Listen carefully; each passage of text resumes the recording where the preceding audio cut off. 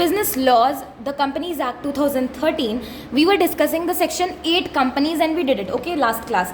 अब आते हैं हम लोग डोरमेंट कंपनी पे. तो सेक्शन 455 क्या कहता है कि where a company is formed and registered under this act for a future project और टू होल्ड एन एसेट और intellectual property and has no significant accounting transaction, जिसे हम SAT बोलते हैं, सच अ कंपनी और an inactive company may make an application to the registrar in such manner as may be prescribed for obtaining the status of a dormant company.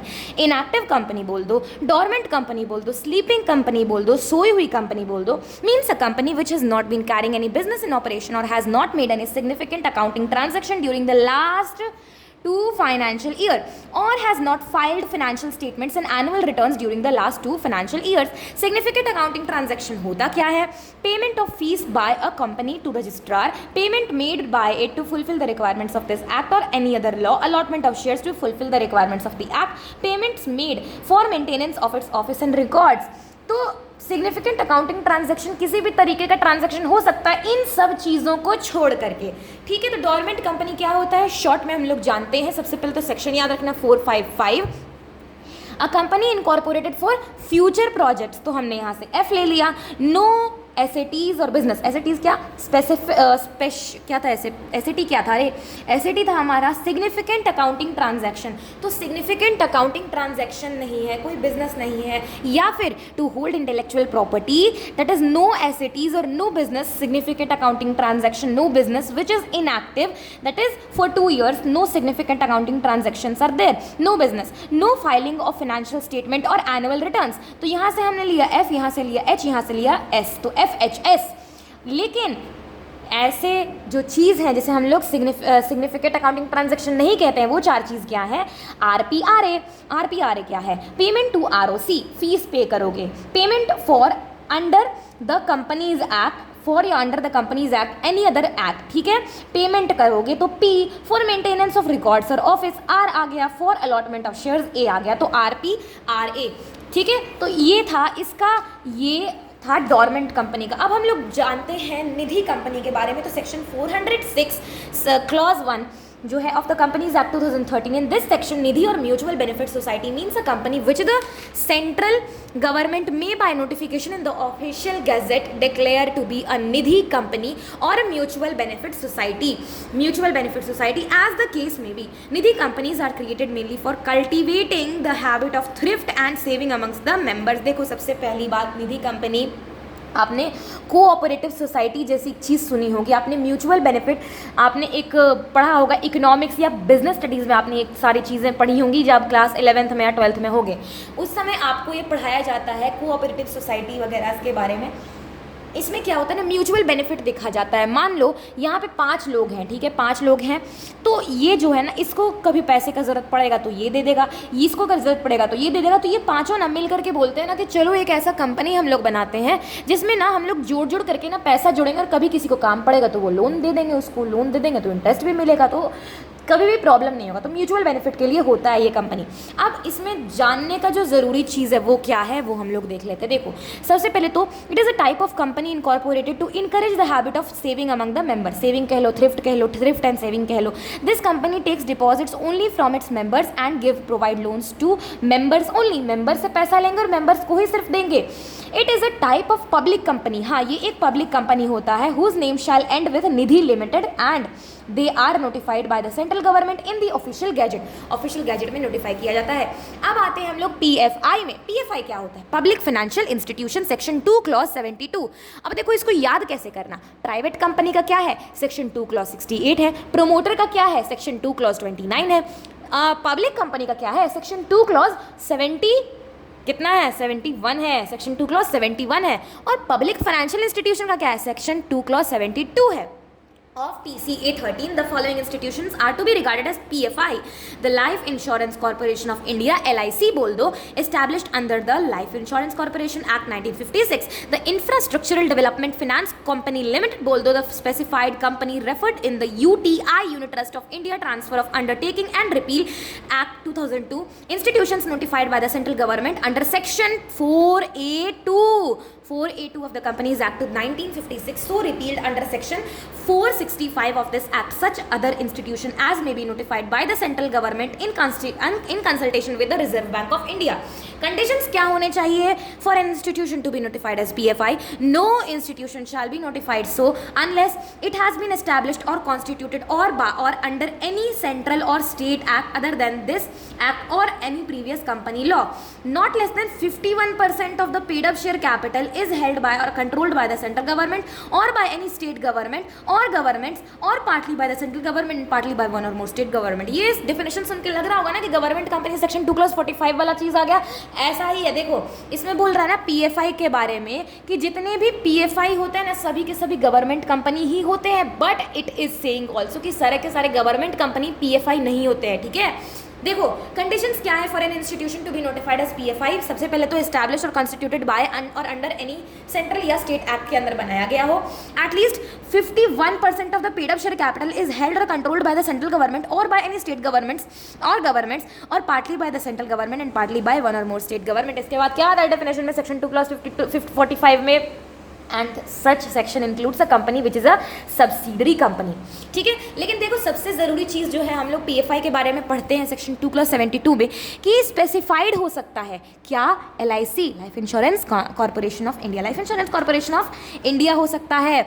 UTI, unit trust of India. IDFCL, the infrastructural development finance company limited. ठीक है. Company notified under the companies act 1956. Notified or to be notified यानी conditions आगे आ सकते हैं. Registered under any central या state act. Central government state government jointly holds at least कितना? 51% of the पीयूएसी क्या है? अरे पेड अप शेयर कैपिटल यानी कि टोटल वोटिंग पावर. ये टोटल वोटिंग पावर है. All the PFI are government company यानी कि सभी की सभी पीएफआई हमारी गवर्नमेंट कंपनी होती है. बट जितनी की सारी गवर्नमेंट कंपनी है ना वो पीएफआई नहीं होती. उसके अलावा कुछ भी नहीं है. बस यही जो है 2 चीज़ें बहुत ज़्यादा ज़रूरी चीज़ है. ये कंडीशंस है. अब आते हैं मोड ऑफ रजिस्ट्रेशन और इनकॉर्पोरेशन ऑफ द कंपनी पे. तो सबसे पहले तो प्रोमोटर का डेफिनेशन देख लो. सेक्शन 2 क्लॉज 69 में लिखा हुआ है कि promoter means a person who has been named as such in the prospectus or is defined by the company in the annual return referred to in section 92 or who has control over the affairs of the company directly or indirectly whether as a shareholder, director or otherwise or in accordance with whose advice, directions or instructions the board of directors of the companies is accustomed to act. In simple terms we can say persons who form the company are known as promoters. It is they who conceive the idea. conceive यानी कि जन्म देते हैं किसको? अरे idea को of forming the company. They take all the necessary steps. सभी के सभी नेसेसरी स्टेप्स कौन लेते हैं? रजिस्ट्रेशन के प्रोमोटर्स लेते हैं. It should however be noted that persons acting only in professional capacity that is solicitor, banker, accountant etcetera are not recorded as promoters. ठीक है. अब देखो सबसे पहले तो प्रोमोटर का डेफिनेशन आपको मैंने समझा दिया. उसे मैं अच्छी तरीके से समझा देती हूँ कि क्या होता है. सबसे पहले ये देखो प्रोमोटर क्या होता है. प्रोमोटर होता है जो आइडिया देता है, जो फॉर्म करता है कंपनी को, जो सभी के सभी अफेयर्स को कंट्रोल करता है, जो प्रोस्पेक्टस एनुअल रिटर्न हर साल जो है वो फाइल करता है, वो एडवाइस देता है, डायरेक्शन देता है, इंस्ट्रक्शन देता है, वो DIA देता है. DIA डायरेक्शन, इंस्ट्रक्शन और एडवाइस देता है. देखो मिनिस्ट्री ऑफ कॉर्पोरेट अफेयर्स के अंदर आता है RD, रीजनल डायरेक्टर. क्या रीजनल डायरेक्टर ही है ना? क्या है? Okay what ever it is. उसके नीचे आता है ROC, registrar of companies. RO जो सिचुएट होने वाला हम लोग वो ROC को देते हैं. RD जो है वो CRC है यानी कि सेंट्रल रजिस्ट्रेशन सेंटर. अब देखो इसका फॉर्मेशन आप कैसे करते हो उसके लिए आपको 2 चीज़ याद रखना है, एक DSC और एक DIN. डिजिटल सिग्नेचर सर्टिफिकेट एक होता है DSC और डायरेक्टर आइडेंटिफिकेशन नंबर होता है DIN. देखो सबसे पहले आप इनकॉर्पोरेट करते हो ना तो आपको स्पाइस प्लस एक आपको फॉर्म मिलता है जिसे कहते हैं simplified proforma for incorporating company electronically. उसमें आपका ना 2 मेन पार्ट होता है. INC 32 के अंदर ना आपको 2 पार्ट होता है. एक पार्ट में तो आपको नेम और पर्पस बताना पड़ता है that is reserved by ROC और पार्ट B में आपको अदर डिटेल्स बताने पड़ते हैं. हाउएवर उसके बाद आपके बहुत सारे ऐसे प्रोसीजर्स हैं. बट हम लोग बात कर रहे हैं प्रोमोटर्स का.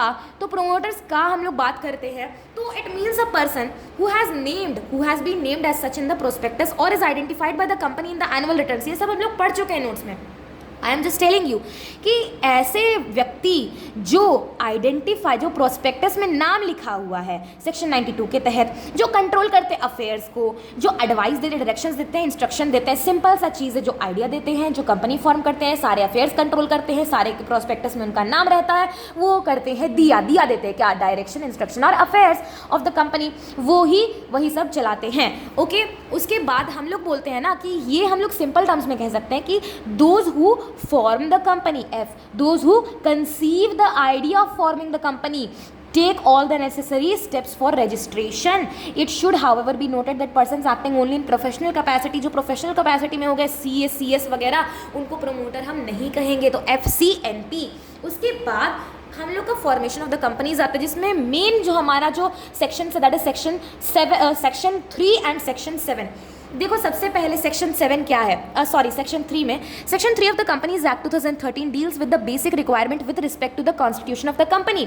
बेसिक रिक्वायरमेंट क्या है, in the case of public company any 7 or more persons can form a company for any lawful purpose by subscribing their names to memorandum and complying with the requirements of this act in respect of registration. In the same way 2 or more persons can form a private company and 1 person can form 1 person company. यानी कि basically आपको minimum number of members बता रहा है कि आपको public company बनाना है ना, जाओ 7 लोगों को लेकर आओ, 7 या more person. Private company 2 or 2 से मोर पर्सन, 1 person तो 1 person लाओ। हाँ, इनकॉर्पोरेशन ऑफ कंपनी आता section 7 of the companies act 2013 provides for the procedure to be followed for incorporation of the company. सबसे पहले ये सब जानने से पहले आप लोग सिंपली आप देखो ये वाला चीज़ जो कि यहीं पर है, नीचे में देखो डॉक्यूमेंट्स आपको क्या क्या रिक्वायरमेंट है आपको इनकॉर्पोरेशन में। सबसे पहले तो मैंने बोल दिया वो आप स्पाइस प्लस फॉर्म आपको फिल करना पड़ता है। उसके अलावा डॉक्यूमेंट्स क्या चाहिए, डॉक्यूमेंट्स आपका मेन डॉक्यूमेंट होता है 2, MOA और AOA, memorandum of association, article of association, जो कि इलेक्ट्रॉनिकली फॉर्म किया जाता है, INC 33 और INC 34। INC मतलब इनकॉर्पोरेशन। डिक्लेरेशन चाहिए, 2 डिक्लेरेशन चाहिए। पहला तो प्रोफेशनल्स का, यानी कि incorporated by whom, CA CS, advocate, lawyer, cost accountant वगैरह जो भी है वो। और दूसरे में ना सब्सक्राइबर्स चाहिए होता है, यानी कि first directors of the company का हमें डिक्लेरेशन चाहिए होता है कि everything whatever this company is doing in is the best of my knowledge, जो भी ये प्रोवाइड करे that is best to my knowledge, bona fide है ये, वो बताया जाता है। इससे हम सब्सक्राइबर्स के डिटेल्स मांगते हैं, ऑक्यूपेशन मांगते हैं, उनके नेम मांगते हैं, उनके एड्रेस मांगते हैं। ये सब हम लोग कंपनी ना देता है ROC को, रजिस्ट्रार ऑफ कंपनीज को। ROC इसके बदले क्या देता है, सर्टिफिकेट ऑफ इनकॉर्पोरेशन INC 11 के अंदर। उसके बाद ना इफ इंफॉर्मेशंस और स्टेटमेंट्स अगर फॉल्स निकलते हैं ये सब के, तो फैक्ट सप्रेस हो जाता है, ट्रिब्यूनल को बुलाया जाता है। NCLT national company law tribunal, इसमें पेनल्टी और ऑर्डर्स भी लगते हैं। रन मतलब समझ लो रिजर्व यूनिक नेम होता है, आप रिजर्व करते हो अपना नेम। अब देखो सेक्शन 3 क्या बोलता है। सेक्शन 3 हमारा जो है ना बोल रहा है, देखो फॉर्मेशन ऑफ द कंपनी बता रहा है। आपको कंपनी फॉर्म करने के लिए ना आपको मिनिमम नंबर ऑफ मेंबर्स चाहिए। प्राइवेट में कितना बता दिया, पब्लिक में 7, OPC में 1, ठीक है। फॉर एनी लॉफुल पर्पस आपको मिनिमम नंबर ऑफ मेंबर्स चाहिए। For any lawful purpose, for by subscribing their names to MOA complying all the requirements of the act section 7। अच्छा देखो अब इसमें क्या आपको बोला, MLSC फॉर्मेशन ऑफ द आपको कंपनी ना बनाना, आप MLSC ले आओ। MLSC क्या है, सबसे पहले तो मिनिमम नंबर ऑफ मेंबर्स ले आओ। उसके बाद फॉर एनी लॉफुल पर्पस बना रहे हो तो अच्छी बात है। By subscribing their names to MOA complying all the requirements of this act, तो MLSC यानी कि minimum number of members. Private में कितना, 2, पब्लिक में कितना, 7 और मोर, 2 और मोर, 7 और मोर, 2 प्राइवेट में, 2 प्राइवेट में, 2 और मोर प्राइवेट में, पब्लिक में कितना, 7 और मोर, OPC में कितना, 1, ठीक है। 1 और मोर मत लिख देना, ठीक है। M हो गया। L क्या है, for any lawful purpose, for any lawful purpose. अरे सेक्शन 10 याद आ रहा है ना कंपनीज एक्ट का, ऑल एग्रीमेंट्स और contracts if they are made for the lawful consideration, if they are made for the lawful consideration and if they are made by like competent person not, तो थोड़ी देर के लिए मैं भूल गई थी। ऑल अग्रीमेंट्स और contracts if they are made bye competent persons for a lawful consideration and with a legal object and are not expressly declare to be void, तो थोड़ा भूल जाते हैं गाइस। लेकिन यहाँ पे देखो फॉर एनी लॉफुल पर्पस आप कनेक्ट कर सकते हो by subscribing their names to MOA। S और C क्या है, complying all the requirements of the act, तो MLSC। अब देखो उसके बाद ना आपको क्या करना रहता है, आपको ना ऑब्टेन करना पड़ता है DSC और DIN। क्या है ये क्या है, ये क्या है, ये है, ये क्या है। देखो अभी यहाँ पे लिखा हुआ था digital signature certificate DSC, DIN director incorporation number, director identification number, director identification number, incorporation कहाँ से अभी आ जाएगा, अप्लाई थ्रू स्पाइस प्लस जिसमें पार्ट ए और part B INC 32, propose name वगैरह रिक्वायरमेंट्स वगैरह और अदर रिक्वायरमेंट बी में आ गया, MOA AOA चाहिए, ROC का स्क्रूटनी चेक करेगा, COI क्या हो गया, कॉन्स्टिट्यूशन ऑफ इंडिया, अरे नहीं, ये है certificate of incorporation by ROC, ठीक है। अब इसके बाद ना आपको क्या क्या करना है, देखो स्पाइस प्लस में पार्ट ए पार्ट बी है, पुरानी कंपनी अगर रहेगी तो वो रन करेगी, यानी कि रिजर्व यूनिक नंबर रहेगा उसका। अब देखो all types of companies apply to ROC spice plus में simplified proforma for incorporating company electronically, मेरे डॉक्यूमेंट्स आपको डिक्लेरेशन के साथ देना है to be subscribe to ROC। ROC will register all the documents and What will it do? Issue COI यानी certificate of incorporation को issue करेगा। Allotment of corporate identity number CIN बनाएगा, अलॉट करेगा, सिन को अलॉट करेगा। सिन को क्या है ये, corporate identity number. If falsely और इनकरेक्ट इन्फॉर्मेशन प्रोवाइडेड और any material information is suppressed तो ट्रिब्यूनल के पास पावर होते हैं NCLT। सेक्शन 7 देख लो, इनकॉर्पोरेशन ऑफ द कंपनी कैसे होगा, सबसे पहले तो ऑब्टेन करेगा डिजिटल सिग्नेचर सर्टिफिकेट एंड डिन, क्या होता है, director identification number, okay. Application for name approval करेगा, उसके बाद स्पाइस प्लस फॉर्म में INC 32 में फाइल करेगा हमारा A और B पार्ट जो रहता है, DIN ROC scrutiny, availability of the name of the proposed company, आपने जो कंपनी बनाया उस वो अवेलेबल भी है ना, ऐसा नहीं ना है कि वो एक और कंपनी एग्जिस्ट कर रही है और आप उसके जैसे सेम टू सेम करो तो वो नहीं आपको अप्रूव करेगा, आपको देगा, वो इशू करेगा सर्टिफिकेट ऑफ इनकॉर्पोरेशन। उसके बाद MOA AOA तो रहेगा ही, issuance of incorporation certificate MOA AOA। अब देखो इशुएंस ऑफ कॉर्पोरेशन सर्टिफिकेट में ना कंपनी का जन्म कब होता है, हम लोग बोलते हैं incorporation, certificate of incorporation is the birth certificate of the company. Why do we call such, क्योंकि उसमें जो डेट लिखा रहता है ना, from that day itself the company is deemed to be a company, ठीक है, कंपनी को कंपनी माना जाता है। अब उसके अलावा इनकॉर्पोरेशन ऑफ कंपनी में सबसे पहले देखो डॉक्यूमेंट्स क्या क्या रिक्वायर्ड है, हम लोग बोलेंगे MADDAP, MADDAPP, MADDAP। देखो क्या चाहिए, MOA AOA चाहिए, इलेक्ट्रॉनिक फॉर्म में चाहिए, INC 33 में MOA चाहिए, INC 34 में AOA चाहिए, shall be duly side by subscribers के साथ साइन भी होने चाहिए। डिक्लेरेशन चाहिए, दो तरीके का डिक्लेरेशन चाहिए, पहला तो डिक्लेरेशन साइंड बाय CA यानी प्रोफेशनल से, CA cost accountant, advocate, CS in practice and director manager secretary as per articles. B में हमें डिक्लेरेशन दूसरा चाहिए जो है वो है हमारा जो है कि every subscriber and first directors जो है वो हमारा डिक्लेरेशन देगा कि CGD है, CGD नहीं है, यानी कि not been convicted for promotion and related activities। G क्या हो गया, has not been found guilty of fraud in 5 years and all documents with ROC are correct and complete। address for correspondence till the RO is established, यानी कि जब तक registered office establish नहीं हो जाता तब तक आपका जो correspondence एड्रेस है वो क्या है। particulars of first directors आपको देना है अपना प्लेस ऑफ इनकॉर्पोरेशन, है ना, फुल नेम देना है, सरनेम देना है, फैमिली नेम देना है, रेसिडेंशियल एड्रेस देना है, डिन देना है, डिन क्या है, डायरेक्टर आइडेंटिफिकेशन नंबर देना है, नेशनलिटी देना है एक्सेट्रा, सब्सक्राइबर्स का, ठीक है, interest held by directors in other firms और बॉडी कॉर्पोरेट्स एंड कंसेंट यानी DIR 2 with DIR 12 to act as director. Particular of subscribers देना, यानी कि आपको जो है आपको डिटेल्स देना, आपको डिटेल्स देना, आपको ऑक्यूपेशन देना, नेम देना आपको, और क्या देना है आपको, एड्रेस देना है। अब देखो इनकॉर्पोरेशन होता है ना, to incorporate a company under TCA 13 ministry of corporate affairs ना MCA has made a step wise process through spice plus which is called simplified proforma for incorporating company electronically and it is done through respective ROC। ये बहुत simple process में लिखा हुआ है जिसे हम लोग भी बुक में पढ़ने वाले हैं। देखो सबसे पहला स्टेप है कि for incorporating a company file an application under INC 32 spice plus में आपको डालना है। इसका दो पार्ट होता है, part A for name proposal and reservation, part B for other important information. Submit all the relevant documents to ROC as follows। दो major document MOA AOA under the INC 33 and 34 respectively signed by all the subscribers। declaration to be given to ROC को आपको declaration देना है, दो तरीके का declaration देना है, वो क्या है वो देख लो। सो व्हाट इट इज, देखो हु कौन डिक्लेरेशन देगा इन INC 8 में, by persons who are, I hope कि ये विजिबल है, by persons who are engaged, जो engaged in the process of formation या incorporation of the company like CA CS cost accountant advocate etcetera and persons named in the articles as DIR या MGR या secretary. क्या what declaration are they going to give कि सारे जो requirements हैं under the act और rule have been complied with, यानी कि दे आर टेलिंग कि जो भी है ना that is best to my knowledge, okay. Second है हमारा डिक्लेरेशन कौन देगा, सब्सक्राइबर देंगे। सबसे पहला तो प्रोफेशनल्स देंगे, दूसरा हमारा सब्सक्राइबर्स देंगे। Subscribers and first directors of the company, directors मत लिख देना, first directors of the company देंगे। क्या देंगे, क्या, व्हाट इनकॉर्पोरेट INC 99 में आएगा, सॉरी 9 INC 9 में कि not convicted of any offences related to formulation and management of the company, not been found guilty related to TCA in the last 5 years, all the documents and information given to ROC is correct and complete to the best of their knowledge. तो CGD देगा, ठीक है।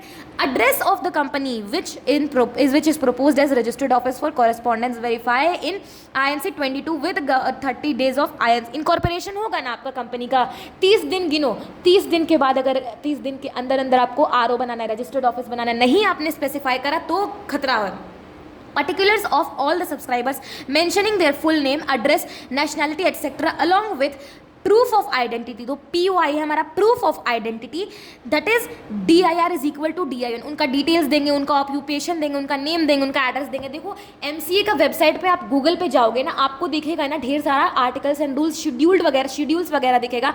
आप उस पर part by part आप देखना, उसमें एक लिखा रहेगा ना आपका, इस तरीके का एक फॉर्मेट रहेगा, आपको एक बेसिकली टैबुलर फॉर्म देगा, वहाँ पे आपका ना सब्सक्राइबर्स का नेम लिखा रहेगा, उनका प्रूफ ऑफ आइडेंटिटी लिखा रहेगा, उनका ऑक्यूपेशन लिखा रहेगा, उनका नेम लिखा रहेगा, उनका एड्रेस, आपको ये देना होगा that you have to give. Particulars of any interest held by director in any other entity DIR 12 along with their written consent to act as director DIR 2, COI यानी certificate of incorporation under INC 11, ROC will also allot CIN that is corporate identity number और COI certificate of incorporation। देखो ये ऊपर वाला point है, ठीक है, ये ऊपर वाला पॉइंट है। अगर ROC सेटिस्फाई हो जाएगा आपके CRC सेंट्रल रजिस्ट्रेशन सेंटर से, ROC जो सारा डॉक्यूमेंट्स आपका हो जाएगा ना सेटिस्फाई, तो ना इशू करेगा वो certificate of incorporation under INC 11। ROC will also a lot you what CIN, क्या है, कॉर्पोरेट आइडेंटिटी नंबर, एंड जो है आपको COI दे देगा, प्रिजर्विंग देम फिलिंग, देखो maintenance of all the documents and information shared with the ROC for this process shall be done by presuming them filled the dissolution of the company। उसके बाद furnishing any false or incorrect information or suppressing of any material fact at the time of incorporation और post incorporation। देखो आप या तो incorporation से पहले या तो incorporation के बाद कोई धोखाबाजी करते हो तो जो है आपको जो है incorporation बीच में ही रुक जाएगा अगर at the time of incorporation हुआ तो। अगर incorporation के बाद कोई दगाबाजी करोगे तो आपका प्रॉब्लम हो जाएगा कि if any person does so then all the directors या प्रोमोटर्स और people who give declarations would be liable under fraud, penalty लगेगा सेक्शन 447 के अंदर। देखो इनकॉर्पोरेशन से पहले at the time of incorporation के टाइम पर अगर हो गया तो आपका इनकॉर्पोरेशन बीच में ही रुक जाएगा, उसके बाद जो प्रोसेस होगा। बट अगर आपका इनकॉर्पोरेशन के बाद किसी भी तरीके का फॉल्स या इनकरेक्ट इन्फॉर्मेशन निकल जाता है या तो सप्रेस करता है किसी मटीरियल फैक्ट को which needed to be disclosed, अगर ऐसा होता है तो जो भी पर्सन है सो डन द डायरेक्टर्स और promoters and people who give the declaration would be liable under fraud penalty 447। Order of tribunal क्या होगा अगर फॉल्सिटी आएगा तो, if a company has received an its incorporation by providing false और incorrect information then tribunal may pass such order. देखो सबसे पहले तो ये सब पास करने से पहले ना tribunal before giving such orders will provide an opportunity of being heard to company, यानी आपको मिलेगा ऑडी ऑल्टरम पार्टेम। आपने ऐसा क्यों किया, बोलो क्यों किया, आपने ऐसा फॉल्सिटी क्यों दिखाया, आपने इस मटेरियल फैक्ट को क्यों सप्रेस किया which was needed to be disclosed, आपने ऐसा क्यों किया, आपको मिलेगा OOBH opportunity of being heard. अब देखो अब बोल दिया उसको दे दिया वो, मतलब उसको बोल दिया ना कि अब बोलो जो बोलना है, अब नहीं बोल पाया तब बोलो CLWNO ऑर्डर ऑफ ट्रिब्यूनल आएगा। Changes in MOA AOA, changes करो MOA AOA, ऑर्डर पास करेगा कि आप चेंज कर दो MOA AOA को। Liability of members to be unlimited, चलो आपने धोखाबाजी किया, आपने फ्रॉड किया, अब से आपका तो लाइबिलिटी तो लिमिटेड था, अब से आपका लाइबिलिटी हो गया अनलिमिटेड, जाओ जी लो अब तो लाइबिलिटी हो गया। Pass an order to wind up the company, अरे आपका कंपनी ना बहुत शाणा बन रहा था ना, चलो अब वाइंड अप कर दो कंपनी को, अब बहुत ज़्यादा स्मार्ट बन गए, अब कंपनी को वाइंड अप कर दो। ठीक है, तो आप ऑर्डर दे सकते हो, pass an order to the name removal of the company. आपका कंपनी का बड़ा ही अच्छा नाम है, इतना साफ नाम है, लेकिन पीछे जो हो रहा है वो तो हमें ही पता है। चलो, आप जो नेम है ना, आप अपना नेम को रिमूव कर दो कंपनी से। Pass any such order which it deems fit, जो भी ऑर्डर उसको मन करेगा वो दे देगा। नेम चेंज करने का दे देगा, कंपनी बंद करने का दे देगा, प्रोमोटर्स को निकालने का, तो जो भी धोखेबाजी में था इन्वॉल्व उनको निकालने का दे देगा। जो भी फॉल्सिटी, जो भी फ्रॉड, जो भी इनकम्प्लीट इन्फॉर्मेशन, जो भी material fact which needed to be disclosed आपने नहीं दिखाया, नहीं किया, नहीं अप्लाई किया, whatever order the tribunal may deem fit will pass it.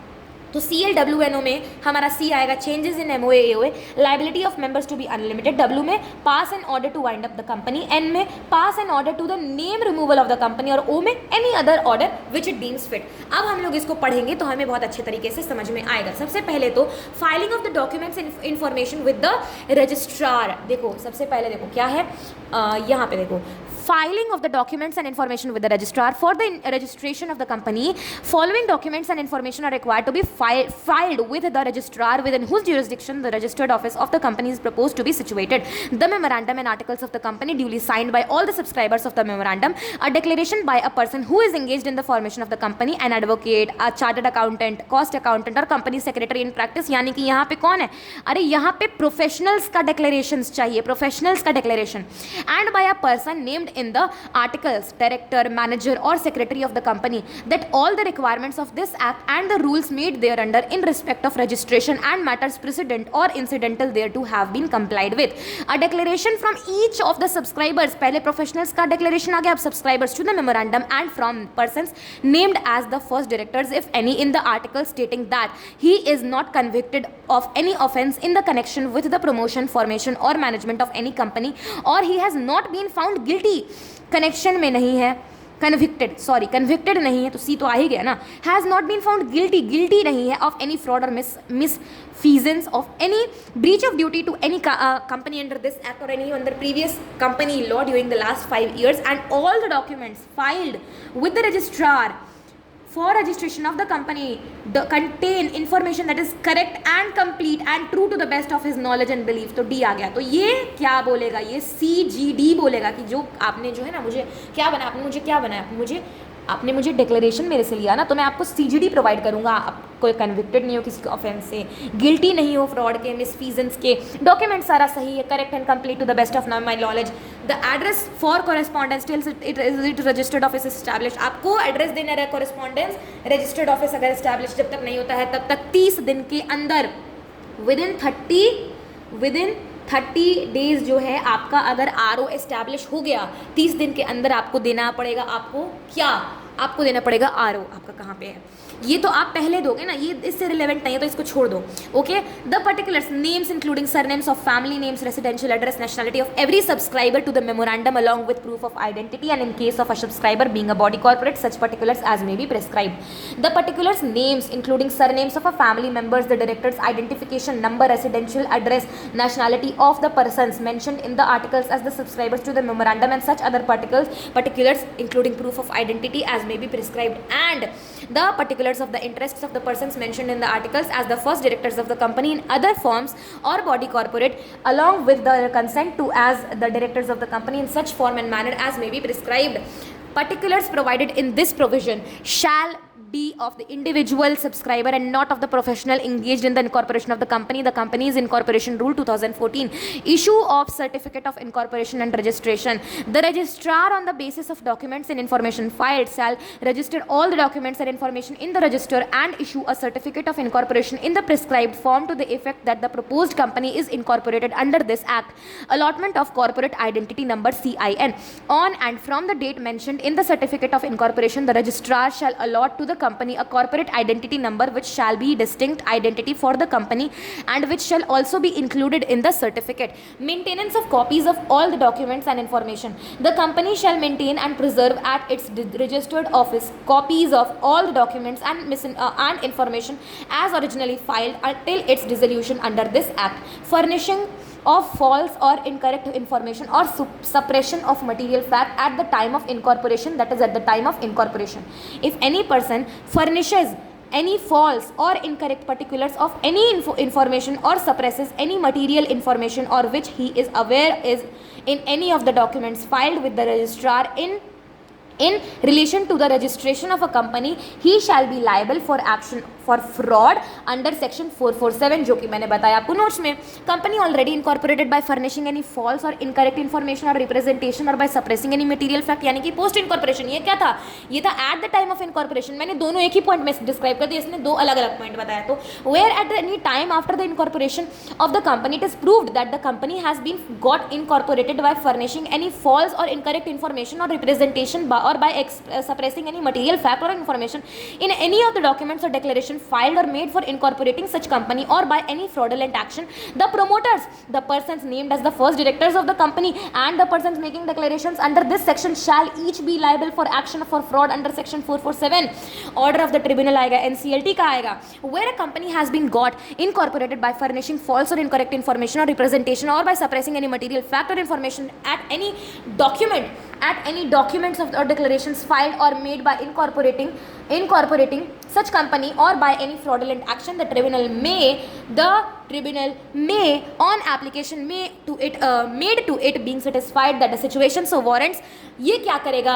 ये क्या करेगा? ये करेगा, हम लोग ने बताया, ये करेगा CLWNO. ये करेगा CLWNO. क्या करेगा ये? Pass such order as it may think fit for regulation of the management of the company, including changes, if any, in its memorandum and articles in public interest or in the interest of the company and its members or creditors, or direct that the liability of the members shall be unlimited, direct removal of the name. क्या था हमारा? CLWNO. देखो, सबसे पहले तो ये करेगा direct the name of the company, removal of the name of the company from the ROC और pass an order for winding up of the company. Pass an order, other orders as a deem may fit. क्या करेगा ये? Other order करेगा tribunal से. क्या order करेगा ये करेगा CLWNO यानी चेंजेस इन MOA या AOA. उसके बाद वाइंड अप करने के लिए ऑर्डर देगा. उसके बाद ये करेगा liability of the members to be unlimited. उसके बाद पास करेगा order to wind up the company. Name of the company का रिमूवल करने के लिए बोलेगा, या फिर pass such other order as it may deem fit, provided that before making any order the company shall be given a reasonable opportunity of being heard in the matter, and the tribunal shall take into consideration the transactions entered into by the company, including the obligations, if any, contracted or payment of any liability. Simplified pro forma for incorporating company electronically. Spice Plus. The Ministry of Corporate Affairs has been taken various initiatives for ease of business. In its step towards easy setting up of business, MCA यानी Ministry of Corporate Affairs has simplified the process of filling of forms through incorporation of a company through simplified pro forma for incorporating company electronically. Effect of registration as section 9 of the Companies Act 2013 provides for the effect of registration of the company. जब company बन जाती है तो उसके अंदर नई powers आ जाती हैं. वो जो कंपनी होती है वो बोलता है कि देखो मैं सेपरेट लीगल एंटिटी बन गई हूँ, मैं बॉडी कॉर्पोरेट बन गई हूँ, I can sue and be sued. उसके बाद जो है वो बोलती है कि उसके अंदर एकदम विचित्र सी पावर्स आ गई. वो क्या क्या पावर्स आई हैं वो हम लोग देखेंगे. बेसिकली देखो, सबसे पहले तो आफ्टर इनकॉर्पोरेशन होता क्या है. आफ्टर इनकॉर्पोरेशन ना, देखो सबसे पहले तो ये देख लो कि incorporation is the birth certificate of the company, certificate of incorporation. ठीक है, the date which is mentioned in the certificate of incorporation is the date where the company is deemed to be an company. SLE आ जाता है, separate legal entity, and can sue and be sued, separate property हो जाता है, body corporate आ जाता है. जितने भी फीचर्स ऑफ द कंपनी है ना वो आ जाते हैं उसके अंदर. ठीक है, अब देखो, अब बोल रहा है कि from the date of incorporation mentioned in the certificate of incorporation it shall be a body corporate by the name contained in the memorandum. Section 9 कह रहा है ये. और क्या कह रहा है कि such registered company shall be capable of having perpetual succession power to acquire, hold and dispose of property either into contract or to sue and be sued. There comes into existence a binding contract between the company and its members as evidenced by the memorandum and articles of association. Company may purchase all shares of another company but it will not end the corporate character of another company, and each company is a separate legal entity, juristic entity. wholly owned subscribers भी subsidiaries भी रहेगा तो भी नहीं, वो अपना वजूद खोएगा. Case 2 है हमारे पास. mere fact that the entire share capital has been contributed bye the central government and all the shares जो है वो प्रेसिडेंट ऑफ इंडिया होल्ड करता है. इससे कोई डिफरेंस नहीं बताता उस पोजीशन ऑफ द कंपनी. उसको हम लोग नहीं कहेंगे कि वो प्रेसिडेंट का दलाल बन गया. इससे हम लोग नहीं कहेंगे कि the company is an agent either of the president और द सेंट्रल गवर्नमेंट. हम लोग इसको सिंपल टर्म्स में बोलेंगे ना. देखो सिंपल टर्म्स में हम लोग ये बोलेंगे. देखो, from the date of incorporation stated in the certificate of incorporation, यहाँ पर देखो ध्यान से लिखा हुआ है कि from the date of incorporation stated in the certificate of incorporation जो है, the subscribers will become the members of the company. The company will achieve the status of a body corporate. The company will have features like perpetual succession, hold separate property in its name and enter into contracts, also can be sued and sue anyone. उसके बाद आता है हमारा judgment from various case law. सबसे पहला जो case law था हमारा, if any one company purchases all the shares of another company, it does not mean that the other company will lose its corporate character. All the company have separate legal entity. उसके बाद अगर president of India तो government hold करता है entire share capital of the company, does not mean कि that the company as an agent of the company of the central government या फिर president of India.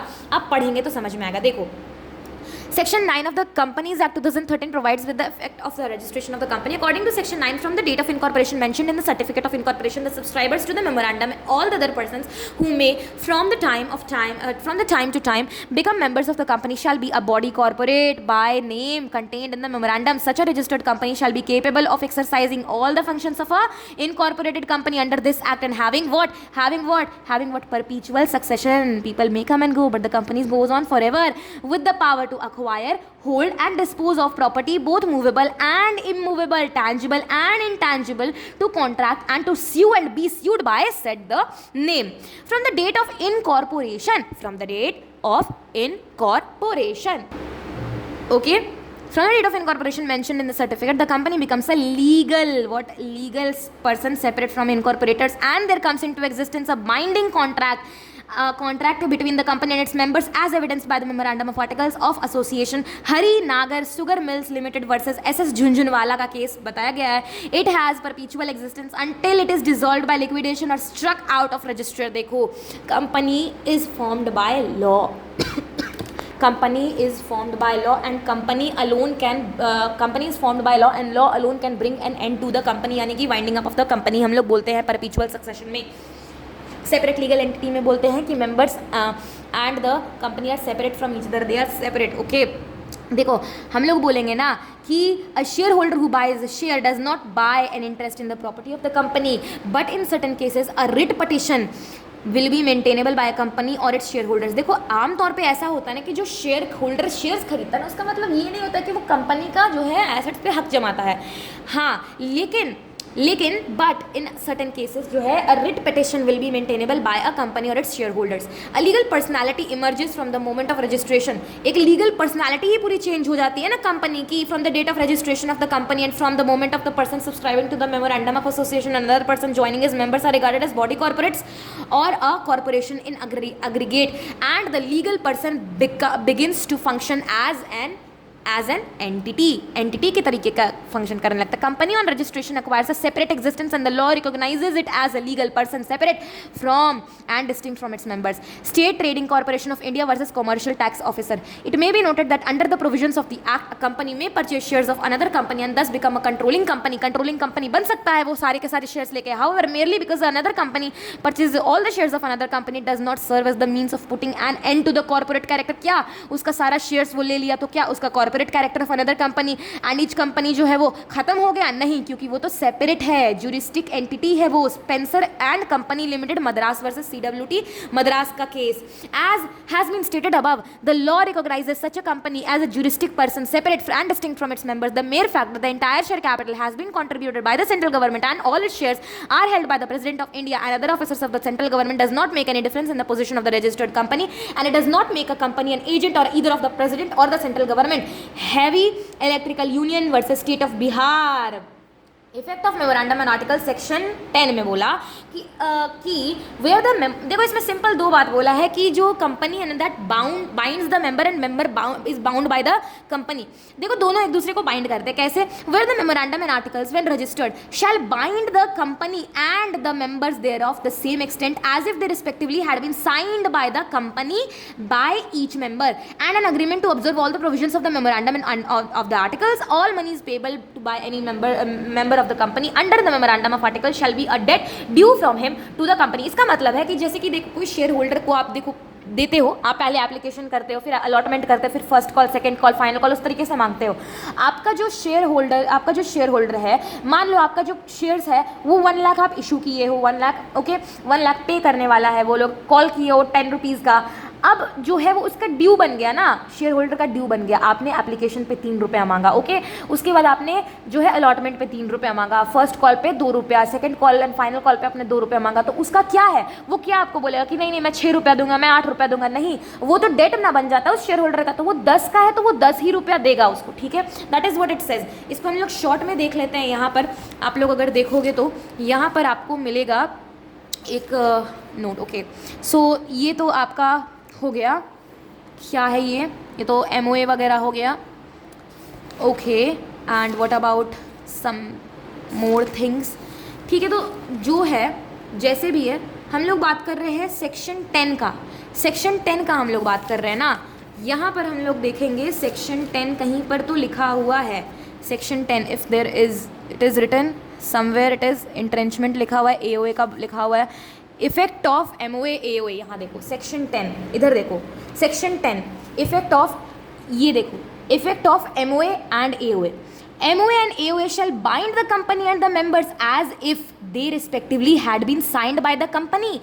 MOA और AOA ना company और उसके मेंबर को इस प्रकार बाइंड करेगा जैसे कि वो खुद ब खुद साइन किए हैं, कंपनी साइन किया है। The company is bound to member, company के not deprive any member of its rights and it does then members may obtain an injunction from court. अगर देखो सबसे पहले तो कंपनी ना बाउंड रहती है मेंबर को, कंपनी ना कभी भी किसी भी मेंबर को छोड़ नहीं सकती है, डिप्राइव नहीं कर सकती है from its of its rights, उसके राइट्स से उसको बेपर्दा नहीं रख सकती है, ओके, मतलब पर्दा में नहीं रख सकती उसके राइट्स से। अगर वो वैसा करती है, डिप्राइव करती है किसी मेंबर को, तो मेंबर्स ना ऑब्टेन करेंगे क्या, इंजंक्शन फ्रॉम, कहाँ से, अरे कोर्ट से। Members are bound to company, members must pay the debt, वही 10 रुपया वाला 8 रुपया दे दे, 6 रुपया दे दे, चलेगा? नहीं, 10 रुपया है 10 रुपया दो, वही ड्यू है, debt due from them to the company and they must observe all the provisions, they must observe all the provisions of the memorandum and of the articles। आपको देखना पड़ेगा। सेक्शन 10 हो गया कंप्लीट। अब क्या है, classification of capital, very easy. सबसे पहले तो हमने नोट्स पढ़ लिया है और उसे और अच्छे तरीके से हमने यहाँ पर जो है ये तो क्लॉज हो गया हमारा। हमें पढ़ना था क्लासिफिकेशन ऑफ कैपिटल, जो कि हमें कैपिटल पहले पढ़ना है और कैपिटल के बाद हम लोग पढ़ेंगे कि क्लॉजेज क्या हैं कैपिटल के, ओके। तो यहाँ पर हम लोग देखेंगे कि कैपिटल के क्लॉजेज, यहाँ पे मैंने इसे नोट्स में पढ़ाया था जब मैं नोट्स पढ़ा रही थी। तो सबसे पहले देखो कैपिटल क्या है, the contribution made by person to common stock of the company from capital of the company. Capital means share capital, it is expressed in terms of money divided into shares. हमने ये बहुत अच्छी तरीके से पढ़ लिया, इसे बस रीडिंग डाल के हमने छोड़ना है। The term capital has a variety of meanings, it means one thing to economist, another to accountants and still another to businessman and lawyers. And सब लोग अलग अलग डेफिनेशंस जानते हैं। In relation to a company limited by shares, अगर company limited by shares है, the word capital mean share capital. हाँ, हम लोग के लिए तो शेयर कैपिटल, द कैपिटल और figure in the terms of sum में rupees divided into shares of fixed amount. In other words the contributions of persons to the common stock of the company to form the capital from the company. तो ये है हमारा main line, ये है हमारा क्या, main line है ना, सेंटर ऑफ अट्रैक्शन।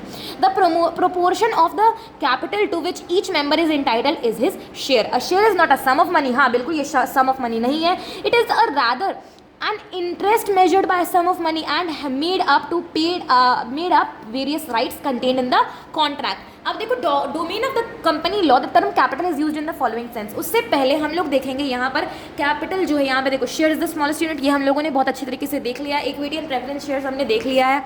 हमने कैपिटल का चीज़ देखना था कि कैपिटल बेसिकली हमारे होते हैं कितने तरीके के, तो वो हमने क्या देख लिया है, आई होप कि हमने वो देख लिया है, ओके। तो ये हो गया है, हमने ये कर लिया है, ओके।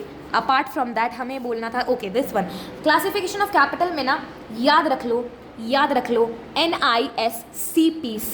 क्यों ऐसा NISCPC क्योंकि हमें आएगा नॉमिनल ऑथराइज्ड या रजिस्टर्ड कैपिटल, I आएगा इशूड कैपिटल, C आएगा NIS है नॉमिनल ऑथराइज्ड या इशू नॉमिनल ऑथराइज्ड या और रजिस्टर्ड कैपिटल जो हमारा एमओए में लिखा रहता है कैपिटल क्लॉज में, आई हमारा इशूड कैपिटल, एस हमारा सब्सक्राइब कैपिटल, सी हमारा कॉल्ड अप कैपिटल, पी हमारा paid up capital. Paid up capital आ गया कॉल्ड अप में से, called up minus paid up, calls in arrears आ गया हमारा, ओके। और एक और होता है कैपिटल रिजर्व, अलग होता है, उसको साइड रखो, वो हमारे लिए एक तरीके का सरप्लस है, but we are talking about reserve capital which is called at the time of winding up of the company. हमने बोला गारंटी, लिमिटेड बाय गारंटी में, ओके। अनलिमिटेड कंपनी में, अनलिमिटेड कंपनी होता है तो वाइंडिंग अप जब होता है तो वो लोग बोल देते हैं कितना इतना, जितना भी पैसा लाना है वो लिख देता है। लेकिन कैपिटल रिजर्व कैपिटल में क्या होता है ना, that is the money which is called the winding of the company. अब देखो, नॉमिनल ऑथराइज्ड और registered capital is the form of capital which has been defined in section 8 of the companies act 2013। Authorised capital और nominal capital means in capital which is authorised by the memorandum of company to be the maximum amount of share capital of the company. Thus, what? It is the sum stated in the memorandum as the capital of the company with which it has to be registered, being the maximum amount which it is authorized to raise by issuing shares, and upon which it pays the stamp duty. It is usually fixed at an amount which is estimated the company will need, including the working capital and reserve capital if any. Simple सा बात है, ये जो capital है वो पूरे life time कितना share capital जो है कंपनी इशू करेगा, that is what it is. ये क्या चेंज किया जा सकता है? हाँ किया जा सकता है, बट चेंज करने में प्रॉब्लम आएगा, लेकिन चेंज किया जा सकता है, ठीक है। Issued capital section 2 clause 50 name और ऑथराइज्ड क्या था सेक्शन 2 क्लॉज 8। देखो, issued capital section 2 clause 50 of the companies act 2013 defines issued capital which means such capital as the company issues from time to time for subscription. It is that part of authorised capital which is offered by the company for subscription and includes the shares allotted for consideration other than cash. Schedule 3 of the Companies Act 2013 makes it obligatory for a company to disclose its issued capital and the balance sheet. Subscribed capital, ठीक है। Section 2 clause 86 of the Companies Act 2013 defines subscribed capital as such part of the company capital which is for the time being subscribed by the members of the company. It is the nominal amount of shares taken up by the public where any notice, advertisement or any other official communication or any business letter, billhead or letter paper of the company states the authorized capital. The subscribed and paid up capital must also be stated in equally conspicuous characters. A default in this regard will make the company and every officer who is in default liable to pay penalty exceeding 10,000 and 5,000 respectively. Section 60। देखो, subscribed capital होता है ना, ऐसा जो issued capital का part है which has been subscribed by the members of the company. ये subscribed हो गए कि हाँ ये तो जो है ये पक्का सब्सक्राइब्ड है, ओके। ये स्टेटेड रहते हैं इक्वली कॉन्स्पिक्यूअस कैरेक्टर में। किसी भी तरीके का डिफॉल्ट तो आपको पेनल्टी लगेगा 10,000 से 5,000। कॉल्ड अप कैपिटल जो कंपनी बुलाती है, part of subscribed capital. Section 2 clause 15 of the companies act 2013 defines called up capital as such a part of capital which has been called for payment. It is the total amount called up on the shares issued. Paid up capital is the total amount paid or credited as paid on the shares issued. It is part of called up capital less calls in arrears. यानी called up minus calls in arrears आपका आ जाएगा paid up capital. Shares को समझते हैं हम लोग note से। What is shares? क्या होते हैं shares हमारे? Shares are what? The smallest unit of the company. यहाँ देखो, shares is the smallest unit of the company, assets और capital and includes stock. Share का आप fraction नहीं कर सकते, but amount अगर रहेगा तो fraction आप कर दोगे उसका। Shares represents proportional interest in the company. A share is not just a sum of money, but it is a bundle of various rights, but represents in terms of money, that is voting rights, dividends, etc. Borland का case है एक, ठीक है। Every share is distinctively numbered in a sequence. Shares are movable property, आपने पढ़ा section 44. If I am wrong, please correct me in the comment section. Owning shares comes at a risk. आप risk ले रहे हो ना, shares own करके आप risk ले रहे हो as well as, but shareholders are not part owners of the company का assets. Borland trustees versus Steel Bros and company, Steel boards company limited. इस केस में क्या हुआ था? इस केस में okay, so this is what happens. देखो, Borland trustees versus Steel boss and company limited, I hope यही है, हम लोग तो ऐसे ही बुक में पढ़ेंगे। तो व्हाट इट इज कि a share is not a sum of money, it is rather an interest measured by sum of money and made up of various rights contained in the control. A share is a bundle of rights and obligations given shareholder is in a stake in the company. Its value is measured in money but encompasses much more rights included. Voting rights रहता है, profit sharing रहता है, dividends रहता है, ownership rights रहता है, transferability रहता है, लेकिन डिपेंड करता है दो चीज़ पर, इक्विटी शेयर कैपिटल या तो प्रेफरेंस शेयर कैपिटल, जो कि डिपेंड करता है हमारे प्राइवेट और पब्लिक कंपनी पर। उसके अलावा हमारा जो कैपिटल कैपिटल होता है वो तो ऑथराइज जो मैंने बता दिया। और शेयर कैपिटल दो तरीके का होता है। शेयर कैपिटल देखो यहाँ पे दो तरीके का, इक्विटी शेयर कैपिटल और प्रेफरेंस शेयर कैपिटल। ओके, उसके बाद हम लोग इसे अभी पढ़ेंगे, लेकिन हमें बुक पढ़ना है। तो देखो नेचर ऑफ द शेयर्स है, section 2 clause 84 of the companies act 2013 defines the term share which means a share in the share capital, which means a share in a share capital of the company and includes a stock. A share thus represents such proportion of the interest of the shareholders as the amount paid up thereon bears the total capital payable to the company. It is a measure of the interest in the company's assets to which a person holding a share is entitled. Share is an interest in the company. Farewell Justice Nebula in Borland Trustees versus Steel Bors and Company Limited observed that a share is not a sum of money but is an interest measured by a sum of money and made up of various rights and contained in the contract, including the right to a sum of money of a more or less amount. You should note what? That the shareholders are not in the eyes of law part owners of the undertaking. The undertaking is somewhat different from the totality of the shareholders. The rights and obligations attaching to the share are those prescribed by the memorandum and articles of the company. It must, however, be remembered that a shareholder has not only contractual rights against the company but also certain other rights which accrue to him according to the provisions of the Companies Act. आपको कोई बोल देगा क्या share के पास इतना औकात है कि वो कंपनी के एसेट्स को हड़प ले? बिल्कुल नहीं, वो नहीं कर सकता है। ठीक है, शेयर कैपिटल दो तरीके का, equity share capital, preference share capital. Equity share capital दो तरीके का with uniform voting rights, with differential voting rights. देखो शेयर्स मूवेबल प्रॉपर्टी होता है, सेक्शन 44 मैं सही थी of the companies act 2013। Shares और डिबेंचर्स और other interests of any other member in a company shall be movable property transferable in a manner provided by the articles of the company. Shares shall be numbered. Section 45 provides every share in the company having a share capital shall be distinguished by its distinctive number. This implies that every shares shall be numbered. However, this shall not apply to a share held by a person whose name is entered as holder of the beneficial interest in such share in the records of the depository. यानी कि आप ना अपना share ना as a beneficiary किसी को transfer करते हो तो वो नहीं नंबर किया जाएगा। काइंड्स होते हैं हमारे section 43 of the companies act 2013 provides the kinds of the share capital according to the provisions of the share capital of the companies limited by the shares of two kinds namely equity share capital with voting rights and with differential rights as to dividends voting और otherwise in accordance with the prescribed rules. मैंने आपको ये भी बताया था कि equity share capital में ना अगर विद वोटिंग राइट्स है ना जो आपका इक्वल रेट रहता है, 1 share is equal to 1 vote, with differential voting rights ना आपका इतना eyes of like direct promoters वगैरह में रहता है। क्यों? क्योंकि उनको देता है कि अगर आप सारे के सारे शेयर्स बेच दोगे, एक share is equal to 1 vote, तो आपका जो है ना डाइल्यूशन हो जाएगा पावर का कुछ ज़्यादा ही। तो आप क्या करते हो ना, आप होल्ड करते हो ना एक शेयर, बट उसका वोटिंग पावर आप बताते हो 5000, ये कुछ भी हो सकता है। आप 2 शेयर होल्ड करते हो 10,000 बताते हो, 3 शेयर होल्ड करते हो 6,000, यानी उससे ज़्यादा बेसिकली एक शेयर का वैल्यू आप एक नहीं रखते हो। मेरा ये कहने का मतलब है। Example, it is to be noted that Tata Motors in 2008 introduced equity shares with differential voting rights called A equity shares in its right issue. In the issue every 10 A equity shares carried only 1 voting rights, यानी कि 10 equity shares जो एक voting rights करता है but would get 5 percentage points more dividend than that of declared to each ordinary share. Since A equity shares did not carry the similar voting rights, it was being traded at discount to the other common shares having full voting. Other companies which have issued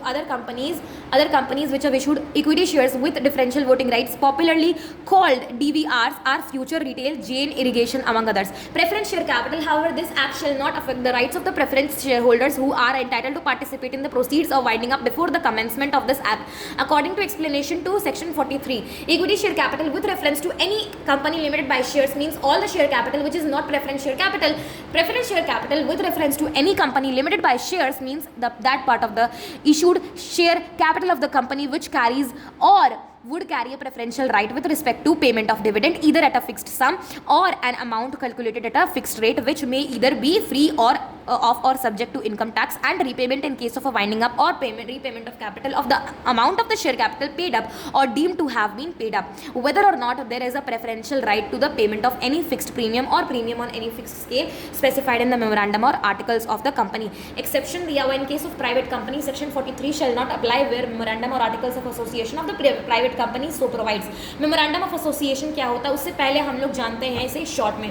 देखो, equity share capital is a share capital which is not a preference share capital, means equity share capital do not have any preferential right, but they do have voting rights on all the matters. Preference share capital, it means that part of share capital which is two preferential rights, क्या payment of dividend, they receive dividend either at a fixed rate or fixed amount. Repayment of capital यानी nominal plus premium, nominal plus premium, यानी nominal amount, यानी आपको जो nominal amount रहेगा वो, और जो प्रीमियम मिलेगा ना आपका रीपेमेंट पे, प्रेफरेंस शेयर कैपिटल पे प्रीमियम मिलेगा ना रिडम्पशन पे, तो वो एमओए में लिखा रहेगा, देना है कि नहीं देना। The time of winding up preference share holder will receive the part of the share capital eight preference.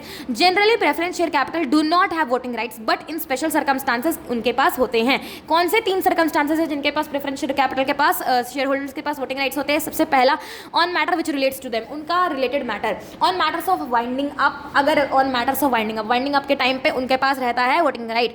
No dividend for 2 साल के लिए अगर कोई तरह का डिविडेंड नहीं मिला तो भी प्रॉब्लम होगा।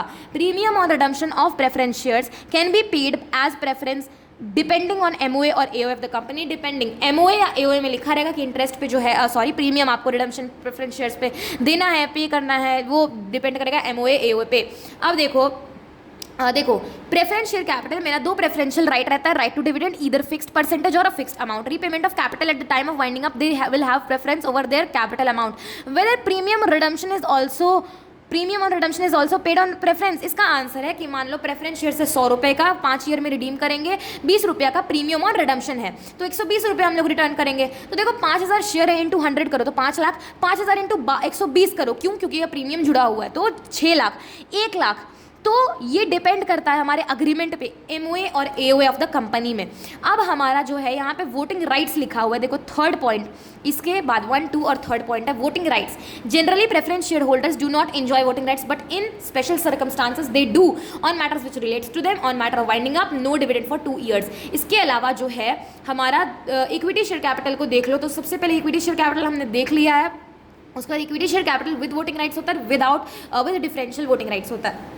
विद वोटिंग राइट्स तो आपको पता है, with uniform voting rights with differential voting rights. अब देखो वोटिंग पावर किस तरीके से डिफाइन होता है यहाँ पर, ये देखो वोटिंग राइट्स ना जनरल रूल है कि 1 share is equal to 1 vote, यानी 5000 शेयर आपका तो 5000 वोट्स। यहाँ पर डिफरेंशियल वोटिंग राइट्स ना आउटसाइडर्स के लिए ना, आप 5000 शेयर्स को 1 वोट गिन लो या 1 शेयर को 10,000 वोट गिन लो। अब आप ये कर रहे हो ना, डिफरेंशियल वोटिंग राइट्स कर रहे हो, तो थोड़ा सा लॉस तो हो रहा है ना उन शेयर होल्डर्स को। आप 5000 शेयर्स वो होल्ड करेंगे, आपको एक वोटिंग पावर देंगे, तो उनको आप क्या बेनिफिट देते हो? आप बेनिफिट देते हो कि आप उनको डिविडेंड ज़्यादा देते हो, डिविडेंड आप ज़्यादा देते हो, डीवीआर ज़्यादा देते हो डिफरेंशियल वोटिंग राइट्स में, ठीक है। प्रोमोटर को क्या है? प्रोमोटर को एक्स्ट्रा वोटिंग पावर मिल जाता है ना, कंपनी उसको फंड्स देगा वोटिंग पावर ज़्यादा, ठीक है। This is what it says. उसके बाद हमारा वोटिंग राइट्स ये हो गया। उसके बाद 2 types of equity share capital है हमारा with voting rights. This follows the general rule where 1 share is equal to 1 vote, hence it is called uniform voting rights, ठीक है। उसके बाद डिफरेंशियल वोटिंग राइट्स में ना, this means that there is a differential right attach to their share which might be related to dividend, voting power और otherwise benefits. क्या है? To the company issues shares in case of DVR, differential voting rights, with less impact on overall voting power, that is liquidation, less liquidation of voting power, कम dilute होगा। Member को क्या benefit है कि our holders DVR holders यानी differential voting rights के जो holders हैं, they receive higher dividend and shares at lower voting power तो कम मिलता है लेकिन उनको डिविडेंड ज़्यादा मिलता है। This is what it says. अब देखो मेमोरेंडम ऑफ एसोसिएशन आता है, which is very important. Memorandum of association है सेक्शन 4, आर्टिकल्स ऑफ एसोसिएशन है सेक्शन 5। मेमोरेंडम ऑफ एसोसिएशन पढ़ते हैं। सबसे पहले तो इसको चार्टर कहते हैं हम लोग। देखो the memorandum of association of a company is in fact it's charter.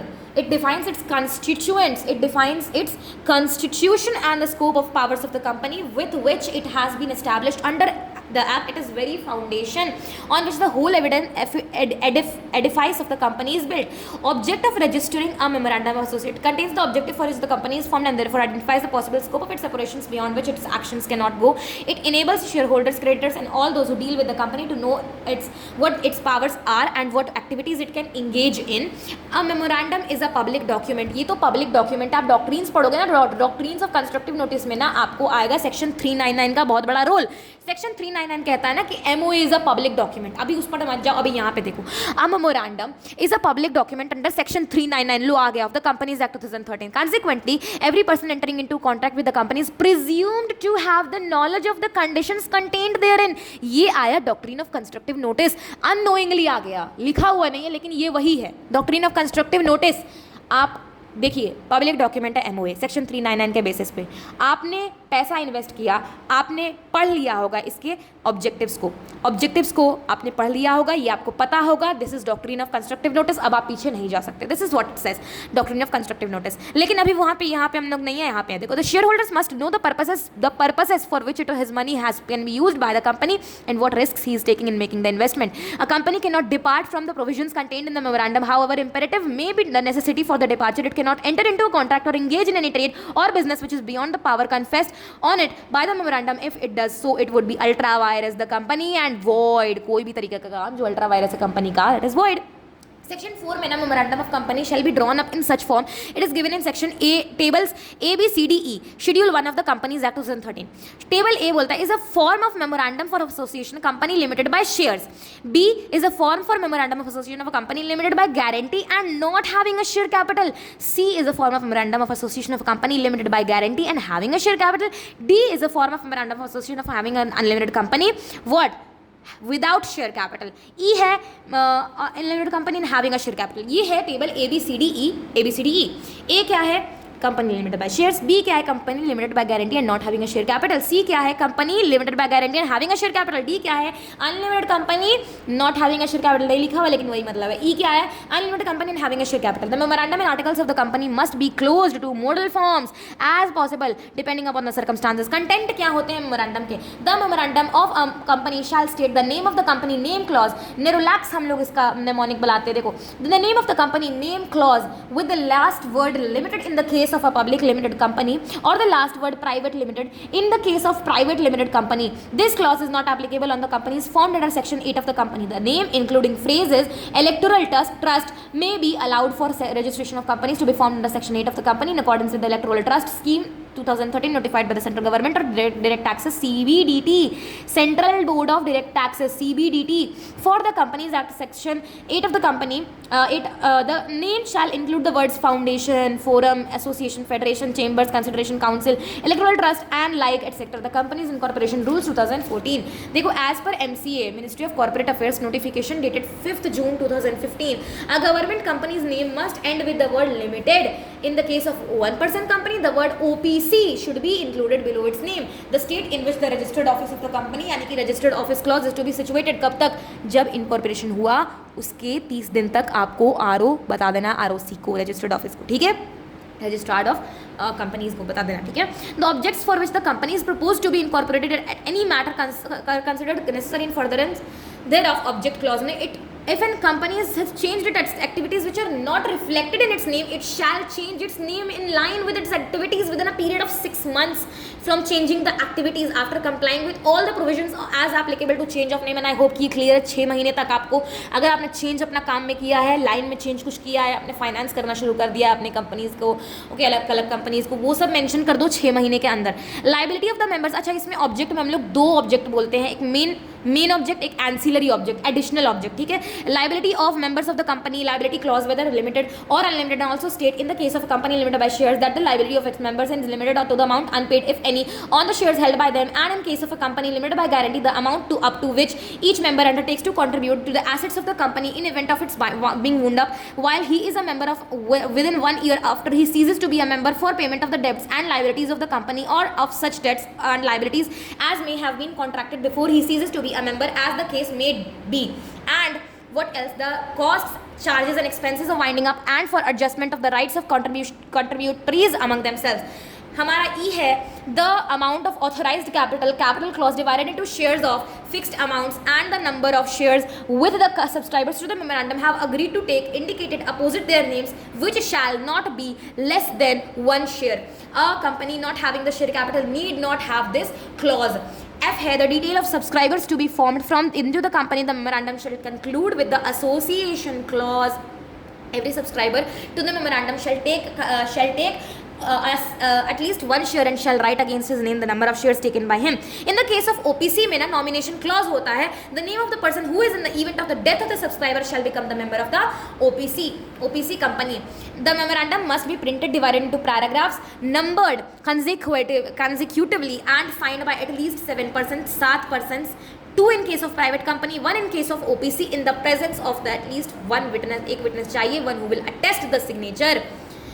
the particulars about the signatories to the memorandum as well as the witness as to their address, descriptions, occupation, etc. must also be entered. It is to be noted that a company being a legal person can through its agent subscribe to the memorandum. However, a minor cannot be a signatory to the memorandum as he is not competent to contract. हमने बोला competent to contract, contract act का याद आया, competency to contract section 11 MSD याद आ गया ना, क्या है, he must be a major, okay, he must be of sound mind, he must be a majority according to the law to which he is subject, he must be of sound mind, he should not be disqualified from contracting by any law to which he is subject. याद आ गया ना, इसी तरीके से connect किया जाता है. The guardian of a minor who subscribes to the memorandum on his behalf will be deemed to have subscribed in his personal capacity also. Minor क्या अपने थॉट्स के लिए लाइबल है? बिल्कुल है. माइनर अपने गार्जियन को बाइंड कर सकता है किस केस में? अगर नेसेसरीज है तो कर सकता है. नेसेसरीज के लिए वो लाइबल उसका प्रॉपर्टी लाइबल होगा to which he is like उसके पास जितना है वो. ठीक है. The above clauses of memorandum are called compulsory clauses और conditions. In addition to these memorandum may contain other provisions. For example what? For example, rights attached to various classes of the shares. The memorandum of association of a company cannot contain anything contrary to the provisions of the Companies Act. It is, if it does, the same shall be devoid of any legal effect. Similarly, all the documents of the company must comply with the provisions of the memorandum. देखो इसको बहुत ही ज़्यादा simply मैंने लिखा है. MOA के जो चीज़ हैं वो नेरोलैक्स क्या है ये? सबसे पहले तो हम लोग बोलेंगे 41A में है ये. 41A देखो यहाँ पे देखो. सबसे पहले तो नेम क्लॉज 441A में है. रजिस्टर्ड ऑफिस क्लॉज या सिचुएशन क्लॉज बोल दो 41B में है. ऑब्जेक्ट क्लॉज बोल दो, 2 ऑब्जेक्ट रहता है पता है, 41C में है. लाइबिलिटी क्लॉज 41D में है. ओके. उसके बाद कैपिटल क्लॉज 41E1 में है. एसोसिएटेड क्लॉज या सब्सक्रिप्शन क्लॉज बोल दो 41E2 में है. सक्सेशन क्लॉज बोल दो या नॉमिनेशन क्लॉज बोल दो 41F में है. क्या है ये? बहुत ईजिली से समझते हैं. सबसे पहले तो ये देखो कि MOA ना एक पब्लिक डॉक्यूमेंट है. देखो MOA क्या है? Section 4 charter of the company, constitution of the company defines. स्पो करता है, scopes, powers and objectives of the company. क्या? Scopes, powers and objectives of the company. Fundamental document है. Why? Beyond which companies actions can not go. His money, किसका money? Investor का money is used and utilised for risk. क्या है? आपने पढ़ा, public document था. Outsider, share holder, creditor before engaging in the business. आप पढ़ लीजिए क्योंकि ये एक पब्लिक डॉक्यूमेंट है. सेक्शन 399 ने बोला. ठीक है. उसके बाद है पब्लिक डॉक्यूमेंट है 399 ने तो बोल दिया every person beyond entering into, before entering into contract जो है presume to have knowledge about the company. तभी तो आप आए हैं. MOA ओरिजिनली फॉर्म्ड एंड और altered from time to time. ये चेंज होते रहता है. If company enters into an agreement outside its MOA means the company departs from MOA, then such act is beyond the powers of the company and hence it is called an ultra virus. इसको क्या कहेंगे हम? इसको कहेंगे हम लोग ultra vires. It shall be printed in paragraphs and be continuously consecutively numbered. ये printed होता है पैराग्राफ्स में, कंजिक्यूटिवली नंबर्ड होता है. It shall be signed by 7, 2 और 1. फॉर पब्लिक में 7, प्राइवेट में 2, OPC में 1 रिस्पेक्टिवली. एक विटनेस चाहिए along with that and particular of the above people. Minor can not sign the MOA but a guardian, his guardian can do in his personal capacity. अपने capacity में कर सकता है. Format of MOA जो है वो बता देंगे. ABCD टेबल आपने सीख लिया. ABCD क्या है? A है लिमिटेड बाय शेयर्स. B है क्या? B है limited by guarantee and not having a share capital. C क्या है? Limited by guarantee and having a share capital. D क्या है? Unlimited and not having a share capital. E क्या है? Unlimited and having a share capital. MOA contains Nerolacs. कैसे? Name clause. Name clause. In this clause, company has to mention the name of the company and write PVT limited in case of private company, limited in case of public company. OPC में 1 person company. Not applicable to section 8. आप बोल सकते हो electoral trust है ना, foundation, chambers, association, उस तरीके का नेम आप यूज़ कर सकते हो. सब सिचुएशन क्लॉज यानी registered office clause. It is also called registered office clause. Write the state name as well. State name को लिखना है. ऑब्जेक्ट क्लॉज लिख दो. ऑब्जेक्ट क्लॉज कैसे?